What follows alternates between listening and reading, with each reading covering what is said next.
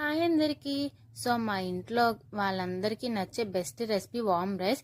ఎప్పుడు చేస్తారన్నా నో చెప్పరండి. అంతే హెల్దీ అండ్ టేస్టీ రెసిపీ అనమాట. ఇంకెందుకండి వీడియో స్టార్ట్ చేసేద్దామా. ముందుగా స్టవ్ ఆన్ చేసుకొని ప్యాన్ పెట్టేసుకుని 2 టేబుల్ స్పూన్ల ఆయిల్ యాడ్ చేసుకోండి. సో పొట్టు తీసేసిన వెల్లుల్లిపాయలు కచ్చపచ్చగా దంచి వేసుకొని టేస్ట్ చాలా బాగుంటుంది. సో 1 టేబుల్ స్పూన్ వాము, పచ్చిశనగపప్పు 1 టేబుల్ స్పూన్ వేసుకుని బాగా కలిపేసుకోండి.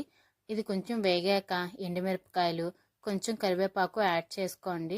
సో చాలా బాగుంటుంది అనమాట. దాంట్లో ఒక చిటికెడు పసుపు, మీ టేస్ట్ సరిపడా ఉప్పు వేసుకుని కలిపేసుకోవడమే.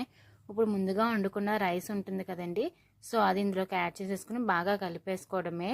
సో చాలా అంటే చాలా టేస్టీగా ఉంటుంది, అంతే హెల్తీగా ఉంటుందండి. సో ఈ వర్షాకాలంలో తినడం వల్ల పిల్లలకి స్టమక్ పెయిన్స్ అవి ఉంటే చూడండి, అది చాలా వరకు తగ్గించవచ్చు. చాలా హెల్దీ. నేనైతే వీక్లీ ట్వైస్ అలా చేస్తూ ఉంటాను. వీడియో